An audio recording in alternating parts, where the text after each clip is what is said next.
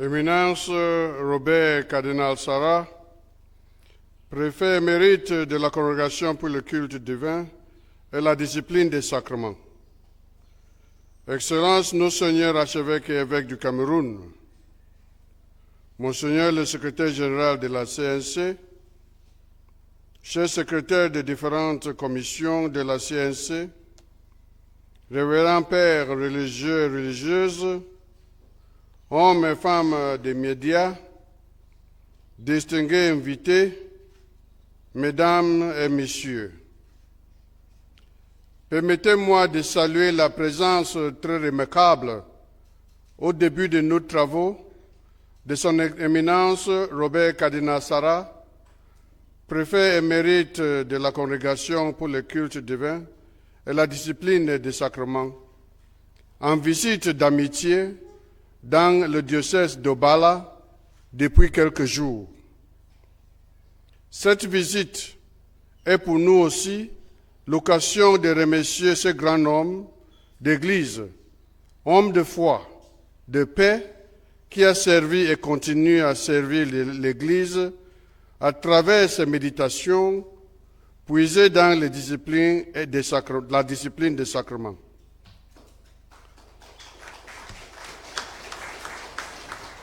Nous lui témoignons ici et maintenant notre infinie reconnaissance pour sa sagesse issue de ses racines africaines et le strict respect de la liturgie et de la théologie.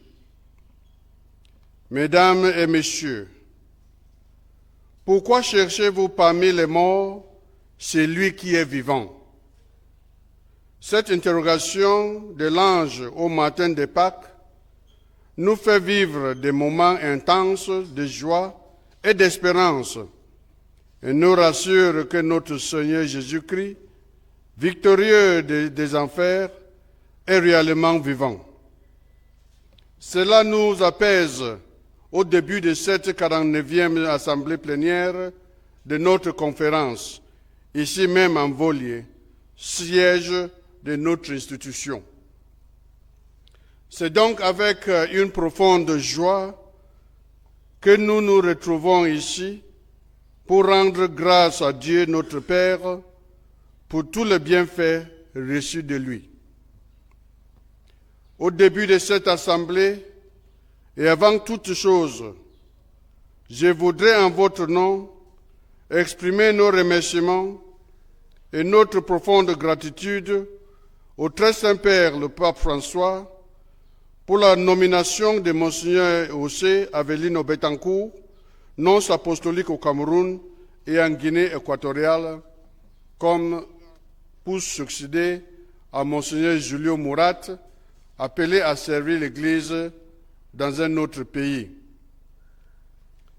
Excellences, Mesdames et Messieurs, notre 49e assemblée plénière s'ouvre après notre séminaire annuel tenu au mois de janvier dernier dans le diocèse de Maroua-Mokolo. Les travaux issus de cette rencontre nous ont permis de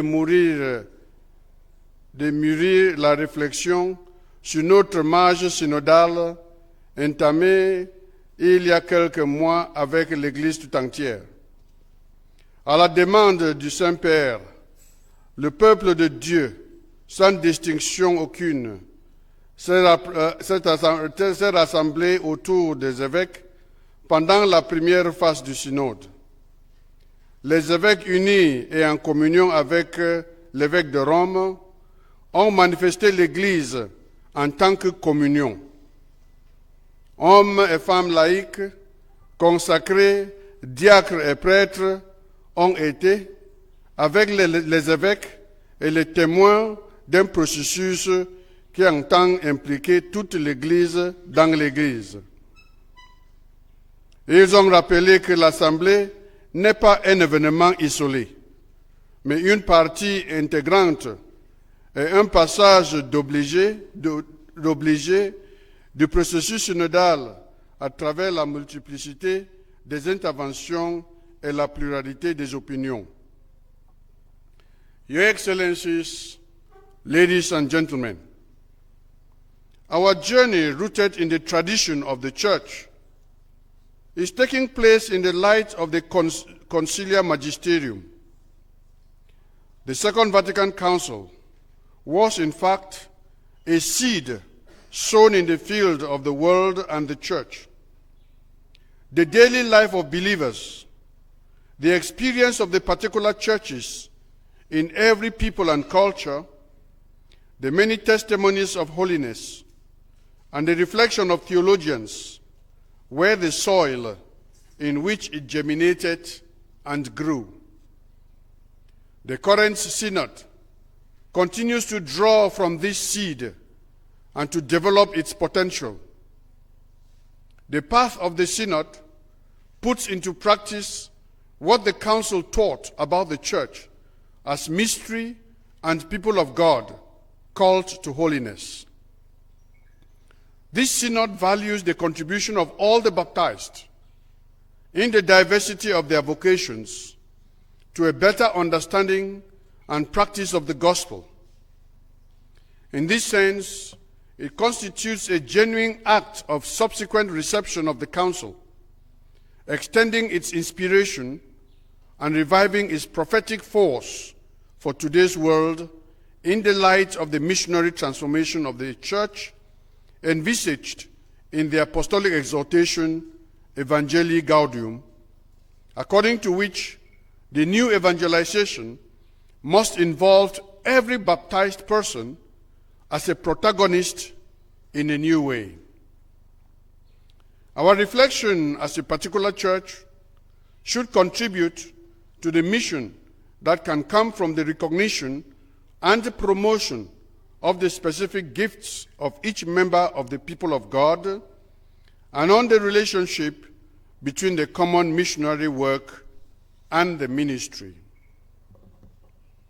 Excellences, Mesdames et Messieurs, nous avons salué en son temps la loi sur la décentralisation. Nous souhaitons que l'implémentation de cette loi soit effective afin que les collectivités territoriales jouissent de leur autonomie.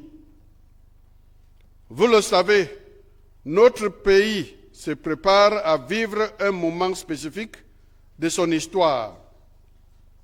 En effet, l'année 2025 sera consacrée à l'élection présidentielle.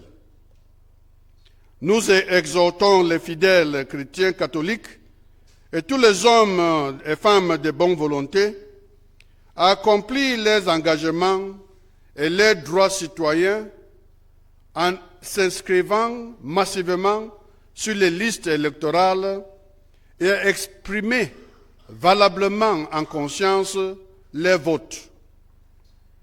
Nous exhortons également les pouvoirs publics à rendre les élections transparentes afin que les populations se reconnaissent dans leurs choix.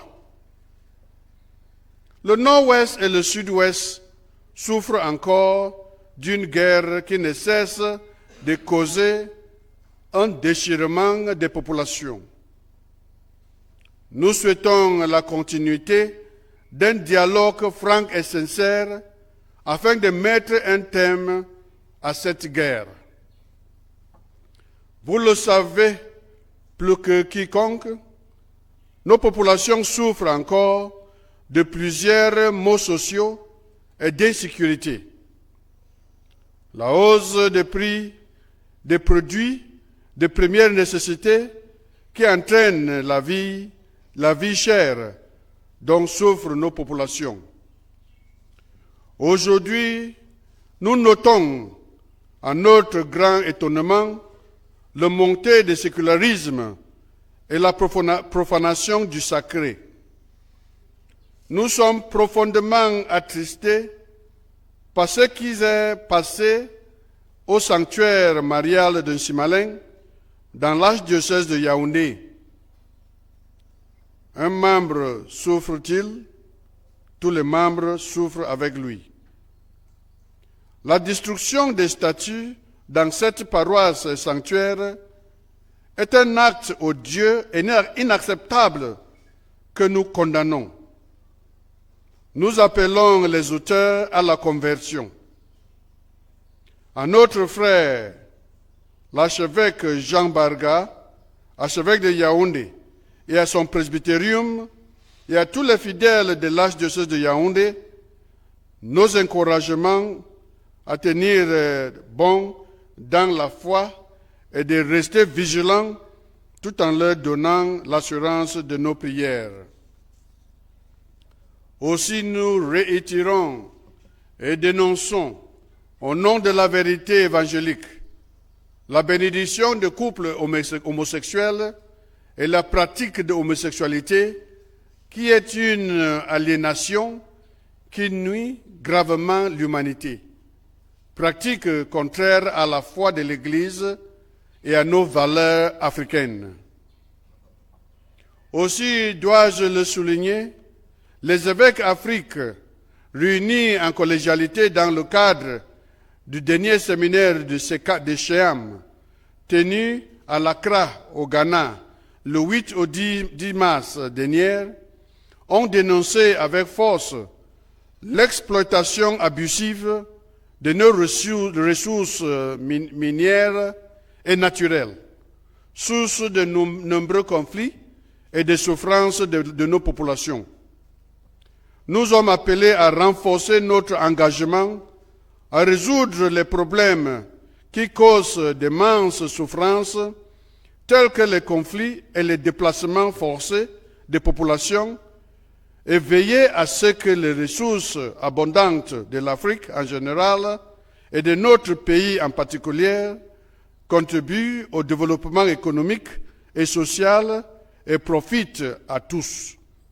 Ce qui, se croit, favorise la paix et réduit la pauvreté. C'est ce qui amène sa sainteté le pape François à lancer cet appel délirant, et je cite, « Cessez d'étouffer l'Afrique. Elle n'est pas une mine à exploiter, ni une terre à dévaliser. Que l'Afrique soit protagoniste de son destin. Que le monde se souvienne des désastres commis au cours des siècles au détriment des populations locales et qu'il n'oublie pas ces pays ni ces continents. Que l'Afrique, sourire et l'espérance du monde comptent davantage, qu'on en parle davantage, qu'elle ait plus de poids et de représentation parmi les nations. Il est probablement temps que nous arrêtions nos préoccupations politiques partisanes et examinions le bien commun et les besoins fondamentaux de nos populations. Cela devrait nous interroger sur la manière dont nos ressources naturelles sont exploitées et réparties pour le bien de tous. Mesdames et messieurs, aucun Camerounais n'a plus de droits que l'autre. Aucun Camerounais n'est plus humain que l'autre. Par conséquent, la vertu de la justice exige que nous mettions à la disposition de tous les moyens naturels et humains que Dieu a accordés à notre pays. C'est la seule façon de nous développer et de tendre vers l'émergence. We must continue to preach a message of hope. Hope in the risen Lord, who has overcome all difficulties, including death. And our hope can never deceive us, because those who have hope live differently. And those who hope obtain the gift of new life, as Benedict XVI tells us in Spes Salvi, number 2. And Pope Francis reminds us of this in his message for the 61st World Day of Vocations on the 21st of April. For the Holy Father, we must become men and women of hope, as individuals and as a community, in the variety of charisms and ministries. We are all called to give body and heart to the hope of the gospel in a world marked by historic challenges. Those with political, civil and administrative power must therefore see their responsibilities in terms of a moral mission to create the right atmosphere that will attract young and talented Cameroonians to stay and put their talents at the service of their country.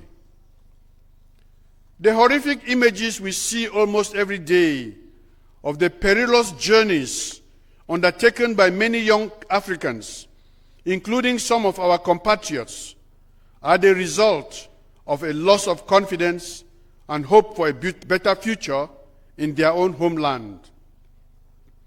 We therefore call on those responsible for governing us to give hope to young people who are looking for the right atmosphere and environment in which to flourish. We must give these young people the right to express their abilities for the full development of their homeland. Mesdames et messieurs, nous sommes aussi préoccupés ces derniers temps par le manque d'éthique dans les médias, en particulier dans les médias sociaux. Beaucoup de contre-vérités y circulent. Les désinformations s'y installent. Les fausses nouvelles augmentent.